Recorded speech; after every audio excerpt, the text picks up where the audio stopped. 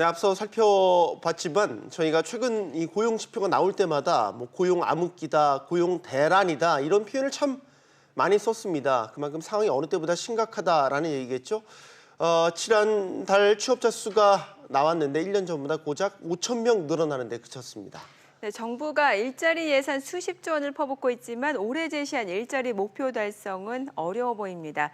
자, 그래서였죠. 어제 휴림에도 불구하고 긴급 당정청 회의를 열었는데요. 일단 일자리 예산을 확대하겠다는 데 뜻을 모았습니다. 과연 실효성 있는 해결 방안이 될 수 있을지 전문가와 이야기 나눠보겠습니다. 명지대 경제학과 조동근 교수입니다. 어서 오세요. 안녕하십니까. 안녕하세요. 네. 교수님, 문재인 정부가 출범한 이후에 일자리 관련된 예산만 지금 보니까 숫자로 따져보니까요. 54조 원 정도의 재정을 썼다고 하는군요. 장하성 실장은 조금 더 기다려달라 이런 얘기도 했습니다. 교수님께서는 어떻게 보십니까? 뭐 기다릴 시간이 있나요? 모르겠어요. 사실은. 네. 조금 좀 우리가 심각하게 좀 봐야 되는데 54조를 조금 이렇게 쪼개드리면은 2년간 일자리 예산이 한 34조요. 네. 그다음에 추경을 2번 편성을 했어요. 네. 15조. 그다음에 일자리 안정자금 3조. 그래서 54조인데요. 54조를 그냥 나눠줘도 월급이 됩니다. 그렇다면은 우리가 지출한 일자리 관련 예산 2년치긴 하지만은 네. 이것이 사실은 실효적이지 아니었다라고밖에 얘기를 못하는 거죠. 그리고 제가 늘 말씀드렸는데 2월 되면은 대졸자가 신규로 노동시장에 한 55만쯤 들어옵니다. 네. 그래서 한 30만이 우리가 이제 필요한 거예요. 그렇잖아요. 근데 지금 어떻게 된 거예요? 지금 대개 그 자녀분들 2월에 졸업하시고 지금 어디 계세요? 제가 좀 여쭤보는 거예요, 사실. 네. 그러니까 그게 굉장히 어두운 거죠. 그러니까 뭐 일자리가 뭐냐면은 소득의 어떤 수단도 되지만은 자기를 실현하는 그렇잖아요. 사회 기여는 통로 아닙니까 지금 말이죠. 네. 그래서 일자리가 이제 위중한 거죠. 그래서 우리가 조금 뭐 정부를 믿고 기다리는 것도 방법이지만 거꾸로 정부도 솔직하게 정책을 돌아볼 필요가 있어요. 언제까지 기다리죠? 물도 글쎄 뭐 얘가 될지 모르겠는데 화초도 메마르면은 회복이 안 돼요. 그렇잖아요. 아예 말라버리면 회복이 그렇죠. 안 된다. 그러니까 그 시들은 화초를 한번 연상해 보시라고요. 경제는 정확하게 화초예요. 우리가 온도 습도를 맞춰줘야 되는데 네. 그 지나면은 어떻게 되죠? 안 되죠. 네. 그래서 좀 우리가 너무 비관적일 필요는 없지만은 네. 좀 냉정하게는 봐야 돼요. 그래서 고용 사실 뭐 여러 가지 말을 붙이는데 고용 대란인 거는 맞고 그렇게 과장된 표현은 아닙니다. 네. 그렇습니다. 우선 네. 통계청 분석을 좀 보게 네. 되면 지금 제조업 취업자 수가 굉장히 네. 감소를 했죠. 한 12만 4천, 예. 12만 7천이네요. 예, 정확히. 근데 이제 이것도 사실은 이렇게 잠깐만 뭐 피할 수 없다, 뭐 당연하다 하지만 그게 아니죠.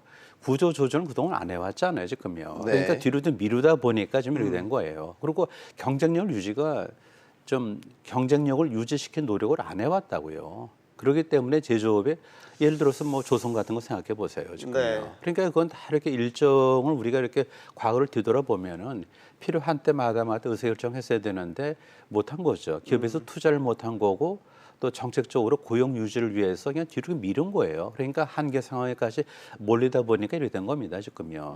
그래서 12만 7천인데 아까 그 모두에 5천 명을 이제 말씀하셨잖아요. 네. 그러면은 뭐 사실은 이제 서비스업까지 하면은 엄청나게 줄었죠. 근데 플러스 5천 명이 늘었잖아요. 네. 그럼 어디서 늘었겠어요? 사실은 이제 공공부문이고 그다음에 이제 농업부문도 얘기하는데 농업부문은 조금 좀 납득이 좀 덜 가요. 네. 그래서 하여튼 5천 명을 갖다 이제 우리가 기준을 보면은 이제 많이 줄고 많이 늘었는데 일자리 질이 아주 나빠진 거죠. 네. 그렇게 생각하시면 되겠습니다. 보통 네. 제조업이 이제 고용 창출 능력이 상당히 좋기 때문에 네네. 뭐 보통은 이제 제조업을 판단 기준으로 많이 보는데 제조업 이렇게 일자리가 줄면 반대급부로 이제 다른 쪽에 이제 유입이 되잖아요. 서비스업, 뭐 자영업자를 네네, 대표해서 네네. 자영업자도 지금 폐업이 늘고 있다는 말이죠. 그렇죠. 이게 자영 쪽은 사실은 독립 변수가 안 되고요.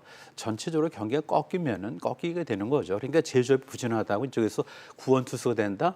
그거는 기대하지 마세요. 네. 구원투수는 뭐 야구에서 나올지 몰라도 경제에서는 구원투수가 사실상 없어요. 제가 아는 상식으로. 나쁘면 같이 나빠지는 거죠. 네. 그러니까 불황산업이 그것이 구원투수예요. 예, 예를 들어서 이번에 폭염이 되면서 아이스컵 예? 그거 아시죠? 대박 상품 났는데 그런 네. 식으로 불황이면 불황 산업의 불황을 좀 줄이는 건 있어도 제조업이 나쁘다고 서비스를 좋아하신다? 그거는 기대하지 마셔야 되죠. 알겠습니다. 그리고 아시겠지만은 뭐 서비스업 같은 경우는 자영업자들의 어떤 눈물을 잘 보세요. 그 안에 뭐가 녹아 있나. 예를 들어서 그 뭐 환경이 안 좋잖아요 지금요. 최저임금도 올라가야 되겠지만은 우리 능력 이상으로 올라간 거죠 사실요. 네. 그러다 보니까 자영하시는 분들이 뭐 주고 나니까 어떻게 보면 알바생보다 내 뭐 급여가 작다라고 생각이 되면은 내보낼 거 아닙니까 지금요. 그래서 이제 그런 것이 이제 엎치고 덮친 결과 그렇게 이제 나빠졌다로 이제 보는 거죠. 네. 네. 자, 연령별로도 좀 봐야 될 텐데 지금 가장 큰 타격을 받은 층이 40대라고 하고 지금 뭐 40대 취업자 수 감소가 33개월 연속 이어졌다. 이게 최장 기간이라고 하는데 글쎄 뭐 참 좋은 지적을 하셨는데 또 뭐 아픈 지적이에요 지금요. 그러니까 40대면은 지금 누구세요? 지금 뭐 초등학교, 뭐 중학교 다니는 학부모들이세요 사실. 네. 중학교도 되나요? 돈이 가장 많이 들어갈 때 아닙니까? 그러게요. 그렇죠. 네. 그리고 아이들 뭐 보면은 부모 실직되는 거 보면 그 자체 충격이 돼요. 아이들 그 정신 세계도 안 좋은 거죠. 그렇지 않습니까? 그런데 지금 말씀한 대로 40대가 지금 14만 7천 명이 줄었어요. 예? 그다음에 30대도 한 10만 명 가까이. 네. 그런데 어디서 늘었을 거 아닙니까? 네. 늘었는데 60대 이상에서 25만이 늘었어요. 이것도 보면은 아까 제가 말씀드린 대로 5천 늘었는데 많이 줄고 많이 늘었는데 고용의 질이 나빠졌잖아요. 이제 그런 식으로 물론 이제 노인 어르신들의 어떤 일자리도 중요하지만 사실 그거보다 더 중요한 거는 40대잖아요, 지금요. 허리인데, 네. 허리인데. 그래서 여기에 지금 14만 7천 명의 어떤 그 일자리 감소, 이거는 우리가 굉장히 좀 뼈아프게 좀 봐야 됩니다. 네. 가장의 눈물 닦아줘야 되죠. 그렇죠. 네. 또 이게 또 그렇죠. 소비 위축으로도 그렇죠. 그렇죠. 이어지겠네요. 네. 예. 자, 상황이 뭐 신박하다고 생각했기 때문일까요? 어제 휴일이었는데도 불구하고 이례적으로 정부 주요 부처 장관들, 네. 청와대 참모진 모두 모여서 긴급 회의를 가졌습니다. 고용 쇼크에 대한 원인 분석, 대책 뭐 이런 것들을 논의하는 자리였는데 네. 좀 보실까요? 내용을 좀 보시면 어제 원인 분석을 했더군요. 뭐 업황 얘기도 했지만 구조적 요인 얘기를 했습니다. 인구와 산업과 관련된 구조적 요인들이 지금의 고용 쇼크에 영향을 줬다라고 얘기를 했고요. 관련된 내용입니다. 역시 마찬가지로 생산 가능 인구 감소, 주력 산업의 고용 창출력 저하, 뭐 자동화 등으로 인한 여러 가지 구조적 요인이 복합적으로 이런 고용 쇼크에 작용을 한 것으로 분석을 하고 있었습니다. 네. 또 김동연 부총리는 이제 경제 정책과 관련해서는 필요하면 수정을 검토하겠다라고 입장을 밝혔고 네. 반면에 이제 장하성 청와대 정책실장은 기조를 유지하겠다. 정말 미묘한 시각차도 드러났습니다. 네. 자, 뭐 지금 궤도 수정이냐 아니면 조금 더 기다려달라 이런 얘기인 것 어떻게 같아요. 보면 갑론을박으로 비춰질 수도 있는 글쎄요. 발언이었습니다. 뭐 어저께 뭐죠 일요일 날이죠. 네. 뭐 그럼에도 불구하고 이제 긴급히 모여서 회동을 했는데 그 자체는 참 뭐 국민을 사랑하시는 마음인데 그 말씀 중에 좀 논리적으로 볼 때는 비판의 대상이 좀 될 수 있어요. 이게 구조적 이런 얘기 하지 마세요 보면요. 예, 산업 구조 조정 이미 우리가 다 알고 있는 거고 보면요. 네. 그렇지 않습니까? 그다음에 또 그 생산 인구 감소 어제 아셨습니까? 그건 아니잖아요. 그다음에 또 중요한 건 뭐냐면 생산 인구 감소됐다면은 실업률은 내려가야 될 거 아니에요. 그렇잖아요. 네. 그렇죠. 그런데 실업률이 안 내려가고 구직 포기자가 늘었어요. 그러니까 실업이 오래 지속되다 보니까 구직 포기자가 늘었거든요. 그렇다면은 생산 인구 감소가 이유가 안 된다는 거죠. 사실 제 논리대로 하면은. 네네. 그러니까 이런 자꾸만 주변 변수, 그러니까 생산 인구 감소, 그다음에 구조조정 이거는 그건 아니에요. 잘못 해석한 거고 이미 예견된 거고. 그다음에 자동화 같은 경우도 보면요. 자동화를 많이 이제 뭐 이렇겠죠. 하지만 자동화 관련해서 또 사람들이 모여요.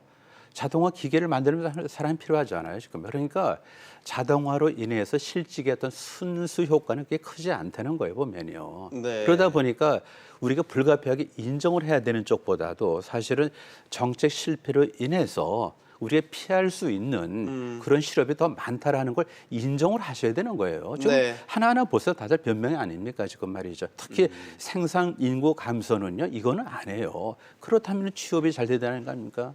경쟁자가 그만큼 줄었는데. 네. 그렇지 않아요? 그런데 그렇지 않죠. 죄송하지만은 구직 단념자가 굉장히 위험한 변수예요. 구직 단념자입니다. 네. 6만 1,000명이 늘었어요. 네. 6만 1,000명이. 그럼 50만이 넘어요. 구직 단념자가. 굉장히 폭탄입니다. 사회적으로. 네. 자, 이제 어제 당정청 긴급회의에서 내놓은 해결책과 대응 방안을 좀 볼게요. 일단은 또 돈을 풀겠다라는 네, 거죠. 네, 그러니까 네. 기존의 대책과는 별다른 차이가 없는 것 같은데 이러다가 말씀하신 대로 이 공공부문만 더 비대해지는 것이 뭐, 아니냐라는 우려도 그렇죠. 있는 그런 것 우려가 같고요. 나올 만도 예. 하죠. 그러니까 이제 정부에서 돈을 풀겠다. 뭐 그거는 뭐 할 수 없어요. 저도 받아들이는데 근데 이제 그것만 갖고는 안 되는 거죠. 그러니까 뭐 바퀴가 양쪽이 있어야 앞으로 가듯이 한쪽 바퀴만 가서는 안 되는 건데 모두 말씀드린 대로 사실상 이제 뭐 아까 뭐 굉장히 다 줄었잖아요. 제조업도 다 줄었는데 그럼에도 불구하고 5천명이 늘었다는 건 공공 부분이 늘었다는 건데 네. 이것도 사실은 그렇게 정상은 아니에요. 그럼 앞으로 계속해서 한쪽 바퀴를 더 크게 하고 한쪽이 줄어들면 앞으로 가겠어요? 아니죠. 그다음에 또 아까 그 처음에 말씀하셨던데 지난 2년 동안 54조 원을 일자리에 관련해서 이미 지출을 했어요, 지금요. 만약에 올해 말이죠. 올해 내년도 예산을 갖다가 잡을 때 일자리 예산을 더 늘린다면은 21조 6천 정도까지의 일자리 예산이 증가가 예측되고 있어요. 이거는 굉장히 비대한 겁니다. 예컨대 보면은 밀어내는 거죠. 네, 그러니까 이제 한쪽을 밀어내기 때문에 안 밀린다면은 뭐 자유정 쪽에서 어떤 면에서 볼 때 뭡니까 이제 일자리 늘어나지만은 공공 부분이 밀어내서 줄어들 민간 부분을 생각하면은 그렇게 순효과 나오기 어려운 거고요. 그리고 어느 나라도 우리가 사실은 큰 정부로 가는 게 이렇게 좋은 것만 아닙니다. 지금 말이죠. 네. 그렇게 해서 일자리 어떻게 늘어나겠어요? 그리고 우리가 얘기하지만 소방관, 사회복지사, 경찰관 뽑으시라고요. 하지만 거기를 뽑아서 해결은 안 되잖아요. 지금 말이죠. 이미 뽑았고요. 지금요. 그러니까 옛날식으로 국가가 고용주다. 예산을 통해서 하겠다. 뭐 마중물이다. 이런 얘기는 지금은 유효하지 않아요. 네, 그렇습니다. 그러면 어쨌든 뭐 공격적인 재정 확대를 통해서 일자리 대책을 세우겠다는 어떤 방향 그 인식 자체가 전환이 필요하다. 그렇죠. 그렇죠. 그러니까 일자리 뭐 예산을 뭐 늘리지 말라 뭐 그 잘못됐다라는 건 아니지만은 이것이 주가 해결책이 아니라는. 될 수 없다는 거죠. 보조적인 건 몰라도 주 해결책은 지금 사실 공무원에서 뭐 얼마나 지금 더 들어가겠습니까 지금요. 그다음에 또 공무원 들어가기 위해서 얼마나 많은 줄이 공무원 한 명 뽑는데 몇 명이 줄을 서 한 10명 쓸 거 아닙니까? 네. 그럼 한 명 빼고 9명 어떻게 되는 거죠? 그걸 생각하셔야 되죠, 지금요. 한 명 뽑고 한 명이 준비합니까? 아니죠. 따라서 공무원 줄이 길면 길수록 보면은 그만큼 민간 섹터를 밀어내는 거고 그거는 좋은 건 아니죠. 네. 우리 경제를 얘기하는 데 있어서 최근 들어서 또 한 축 우려스러운 부분이 바로 이 자영업자 소상공인이 아니겠습니까? 뭐 최저임금 인상, 뭐 후폭풍, 뭐 폐업하는 자영업자들 많이 늘어나고 있다고 하고요. 그것 때문에 이번 주에도 일단은 정부가 종합대책을 내놓을 예정이지만 지난주에 이미 국세청에서는 또 뭐 그렇죠. 세무조사 면제라든지 그런 카드들을 내놨는데 어떻게 보십니까? 세무조사 글쎄 면제 뭐 그렇다면은 뭐 도둑을 잡지 맙시다. 어떻게 보면 그거는 해결책이 안 돼요. 뭐 경기가 나쁘니까 안 하겠다. 그거는 사실은 그분들에 대한 어떤 인식이 잘못됐다는 거죠. 네. 경기가 안 좋으니까 세무조사 안 하겠다? 그러면은 뭐 도둑도 잡지 말자고요. 경제가 안 좋으니까 그렇게 접근하지 마시고 우리가 한번 새로운 시각에서 보세요. 이 사회는 월급을 받는 사람과 월급을 주는 사람으로 나눠져 있어요. 그렇죠? 네. 그러면은 상용 근로자는 월급을 받는 사람이에요. 그런데 자영은 뭐냐면 자기를 포함해서 남을 월급을 주는 사람이에요. 네. 따라서 월급을 주는 사람의 처지가 개선돼야 된다는 겁니다, 지금요. 근데 점점 이렇게 작아지고 있잖아요.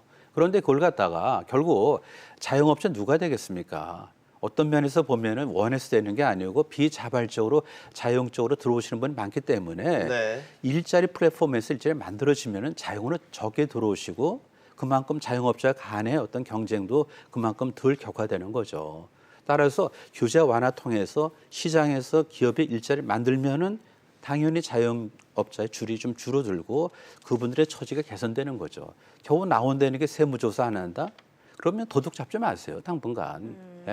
네. 그게 사실은 정책으로서 너무 가벼운 거죠. 얘기를 정확히 하면은. 예. 예, 그 충정은 이해가 가나 근데 사실은 그거는 방법이 아니다. 네, 이렇게 생각이 됩니다. 알겠습니다. 뭐 결국에는 일자리는 이제 민간 기업에서 나와야 될 것 그렇죠. 같은데 네네. 뭐 지금 사실 이런 고용 지표가 나오기 전에 대기업들이 대규모 투자라든지 고용 계획을 발표를 했단 말이죠. 그렇다면 정부도 어떤 그런 고용 창출이 제대로 이루어지기 위해서는 뭔가 좀 보완돼야 될 대책이 그렇죠. 있을 것 그러니까 같은데요. 어떻게 보면은요, 사실은 그 무작위 또는 부작위 아무것도 안 하는 것이 좋은 정책이 될 수가 있어요. 우리도 보면 사실상 그냥 평정하게 좀 내버려 두면 되는데 어떤 면에서 간섭 자체가 더 해가 되는 경우가 많거든요. 예. 그러니까 고용도 그래 사실은 기업이 강제로 이렇게 시켜서 될 수는 없잖아요. 그러니까 기업이 고용할 수 있는 어떤 그런 세팅을 만들어 주세요. 기업들이 지금 4가지 어떤 사면초가가 있어요. 지금요. 우리나라 법인수는 없잖아요. 그리고 노조는 사실상 전투적입니다. 그리고 여러 가지 그 최저임금 등등 해서 생산 원가 올라갔죠. 그렇죠. 네. 그다음에 규제는 그물망 안 해요. 그러면은 사면초가에서 기업이 뭘 하겠어요? 따라서 시장에서의 일자리 창출 능력이 그만큼 제한된다는 겁니다. 그러다 보니까 정부가 홀로 많은 짐을 떠안아야 되는 거죠. 따라서 기업을 둘러싸고 있는 4가지 어떤 그 사면초가를 이걸 해소시켜 주세요. 규제 좀 내리고 법인세도 올리는 게 능사가 아니고 노조도 태도가 바뀌어야 되는 거고요. 그다음에 최저임금 인상 속도 조절하셔야 되고 그렇죠. 중소기업 대책을 좀 여쭤본다면 어떤 제언을 좀 주시겠습니까? 지금 중소기업도 뭐 사실 뭐 대기업하고 대하고 중소하고 그 차이가 본질적입니까? 똑같은 기업이죠. 규모의 차이가 있었을 뿐이죠. 그러니까 뭐 중소기업하고 대기업하고 그거를 구분하는 것 자체도 조금 조심해야 돼요. 자칫하면 중소는 항상 보호 육성 대상이 돼야 되고 대기업은 항상 책임을 갖다 느끼고 부담을 해야 되는 그런 주체가 되면 안 되는 거죠. 그렇기 네. 때문에 기업은 사실은 큰가 작은가가 본질적인 차이가 아니라는 겁니다. 지금요. 따라서 기업에서 기회를 포착해서 일감을 만들고 일감이 일자리에 연결되고 거기에 사람이 들어가는 게 그것이 취직이죠. 그렇죠. 그러니까 중소기업 특별한 별도의 대책이 필요하지는 않을지도 몰라요. 사실요. 않을지도 몰라요. 네. 아니다는 아니고요. 네. 자, 우리가 지금 가고 있는 길이 맞는가라는 거에 대한 원칙 점검이 필요한 시점이 아닌가라는 생각이 드는군요. 조동근 교수와 이야기 나눠봤습니다. 감사합니다. 잘 네. 들었습니다.